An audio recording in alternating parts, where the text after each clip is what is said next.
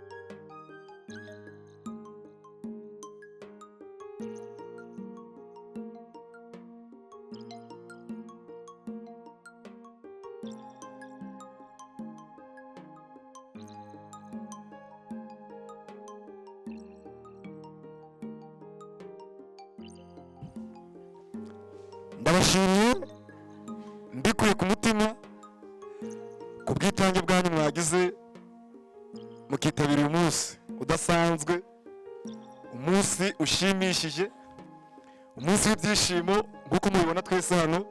Ndabona utumwenya ku maso yanyu, mwese ndabona mumeze neza cyane. Muri ako kanya rero reka nsabe abantu bari kuri high table mbagore bahaguruke.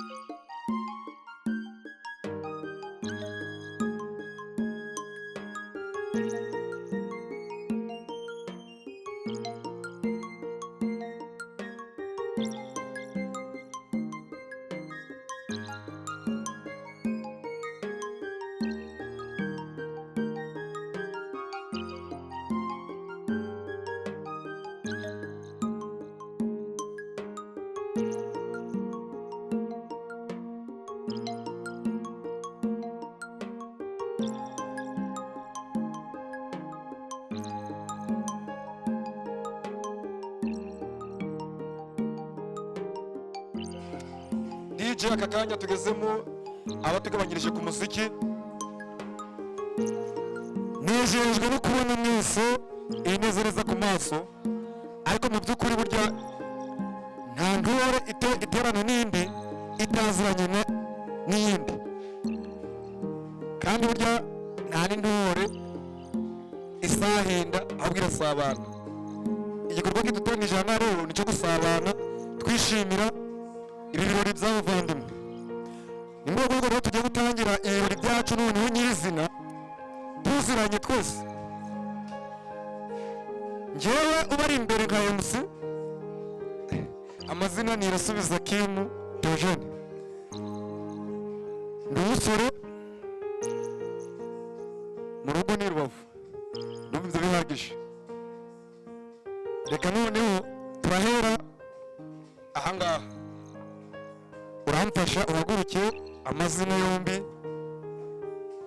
naho waturutse kansabura umusore uri hepfo mu ikoti rye ryiza yiguriye bakunze kuhita ngo ni amataliyani naho wegera hano imbere yatwibwire ntabwo tumuzi kandi abantu benshi bashaka kukumenya mwe wasanga unabajije n'izina kuko nawe nabonye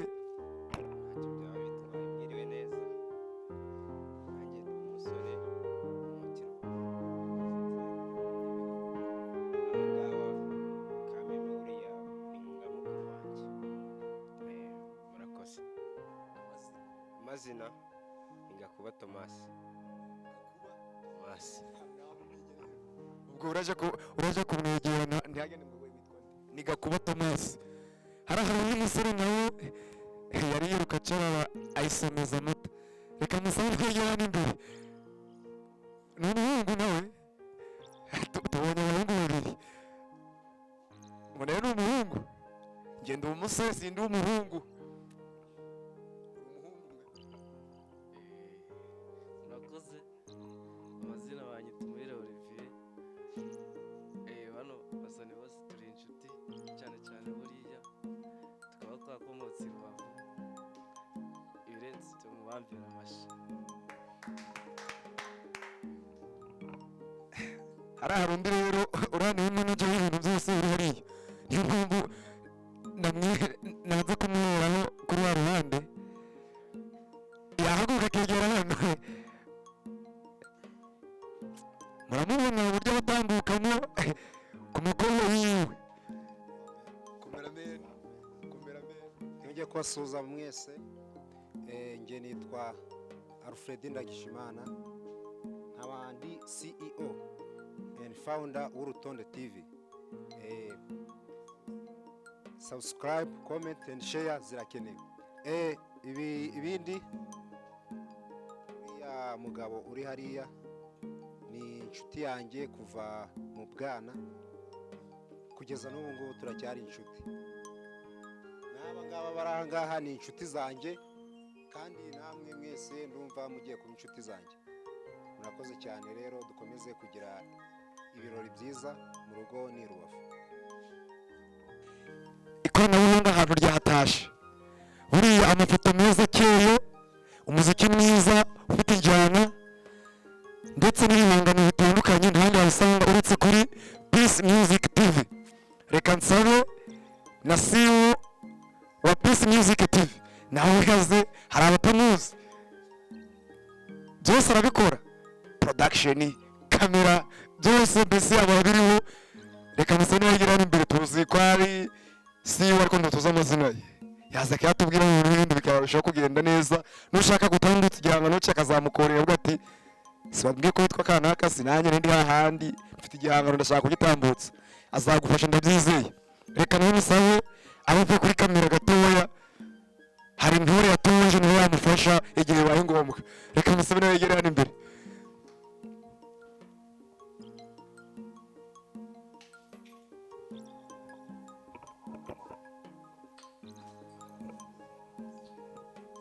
Mwiriwe mwese. MC arakoze cyane. Ntabwo ndi butinda ahangaha kuko nifite akandi kazi kuri kamera, murabibona. Abakurikiye Peace Music TV ni njye CEO nk'uko yari abivuze n'ibindi yavuze. Birori byiza. Mwongeye kwirirwa? Mwiriwe? Yego. Ko mumeze nk'abatahaze kandi nzi ko babagaburiye neza. Mbere ko nivuga reka manze nshima Imana. Imana yadufashije mu rugendo tukava iyo twari turi tukagira hanga tukagira amahoro, nicyo kintu cya mbere tuba tugomba gushimira. Icya kabiri ndi bushimire ni mwebwe. Nubwo umwanya wo kubashimira uri buze, ariko nicyo kintu cya mbere ngomba kubanza gukora. Amazina ni Mujawamariya Charlotte. Amazina niswe n'ababyeyi ni Buhungiro Jean François. Abenshi banzi ku amata, abandi bo bakamenya kuri Geoffrey, abandi kuri Benjamin. Biterwa naho ngeze banyita izina bitewe naho ngeze, ariko amazina nyakuri ni Buhungiro Jean François. Ndi hano iruhande rwa Mademoiselle n'umusheri wanjye. Ntabwo nkunda ibyo kuvuga ngo sheri ngo iki, nkunda kuvuga ngo ni my lo, ni lo. Kuko niyo turi guhamagara ntabwo amamagara ngo sheri ngo be n'ibiki, no, ahamagara lo. Bimeze bite? Lo. Ni love twaciyemo tuvuga lo. Ntabwo namuvugaho byinshi kuko nawe arahari araza kubibwira, sibyo? Amazina ni Jean François niyo Buhungiro cyangwa se Geoffrey Amata. Geoffrey ni Jean François ubishyize mu cyongereza na hino John Francis, John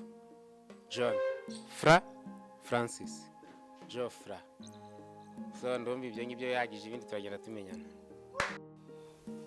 Nitwa Mujawamariya Charlotte. Mu rugo ni Kirehe. Uri ndi kumwe na boyfriend wanjye. Kubirenze kuri ibyo tutagenda tubimenya. Murakoze.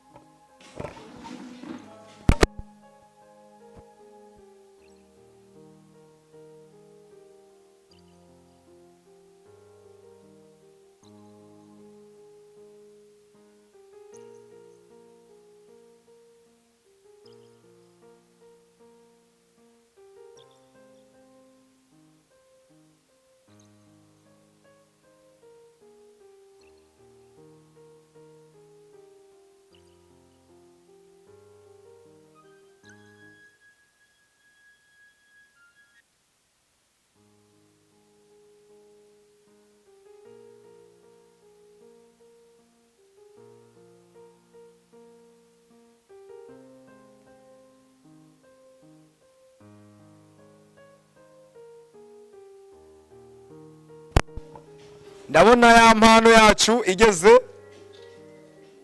ayimuhereza neza cyane, ibyishimo byose nkuko yabivuze yuko impano ihenze mu mpano zose yamuhaye uyu munsi. Mbere yuko ifungura akamusabe, twese turi kureba aha hantu impano bayimuhaye. Agiye kuyifungura buhoro buhoro. Uko agenda yifungura ndamubwira tangira ufungure.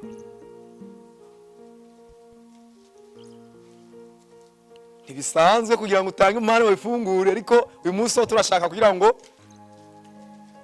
impano bayifungure natwe turebe tumenye.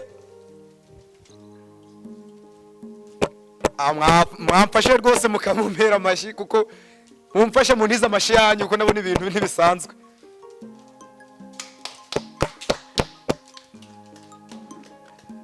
Murabona rwose ibintu bimeze neza.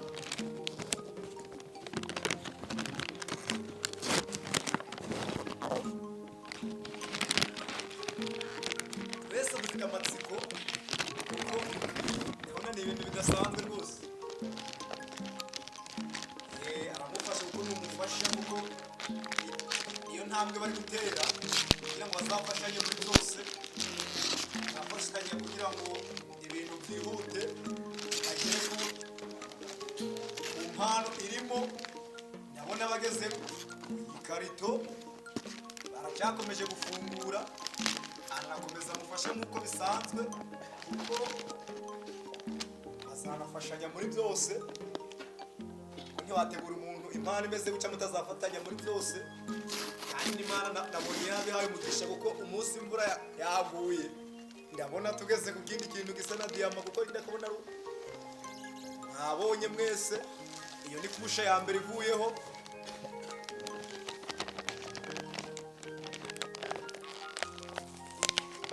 Afunguye kusha ya kabiri. Ni kusha ya kabiri afungura kuko iriya kusha yari iya mbere. Ngewe impamvu ni kubara iya kabiri ni kubara izifunitse. We tugeze kuki irani zahabu. Iyi ni kusha ya kane tugezeho. Yewe we umva ndagusabe rero wa mukenyezi we, uko ibintu bimeze mbabara ubu uhagaze ni impano yanyu ariko mfite amategeko yo kubategeka ngo ngwiki ngo ndi kwivanga ndamaze. Umva rero uko bimeze, ugiye gufungura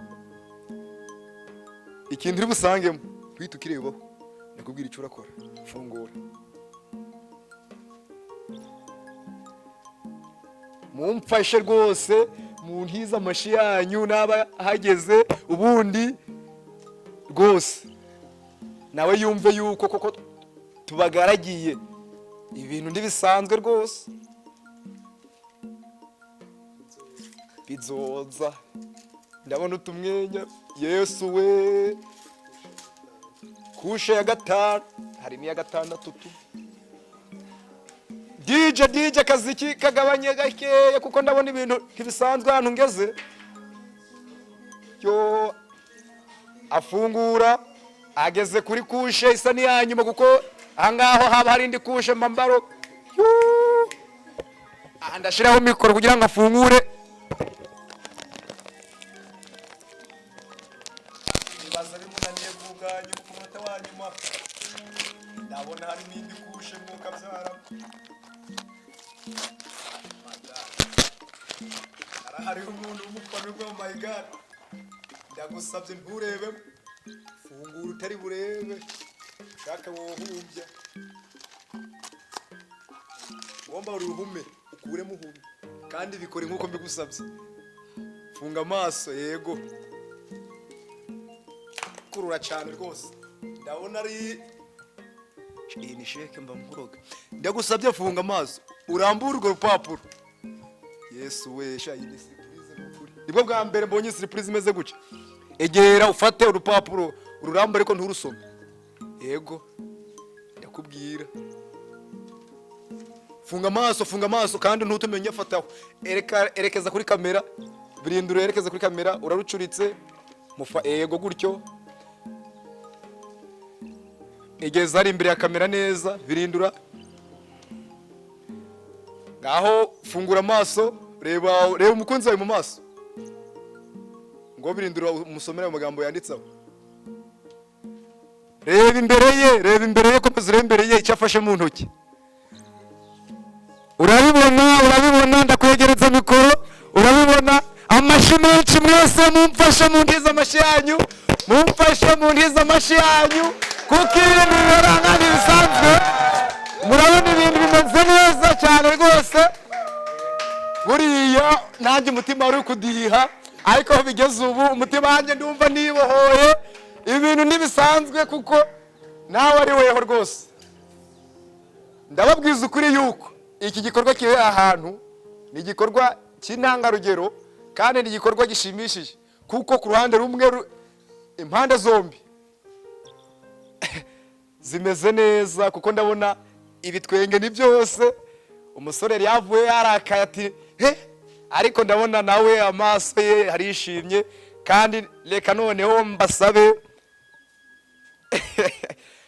reka mbasabe akimeze kuriya ubundi bindi ndabyizi wamaze gwe mwamfasha koko mwokagira imana mwe mukamfasha rwose mumfashe Yesu we amashi menshi rwose kuko ibi bintu ntibisanzwe Yesu we bigiyemo neza rwose ngo reka mbasabe muhaguruke mana we nanjye n'ejo bundi ibi bintu ni byiza ahangaha ndabona ikindi kintu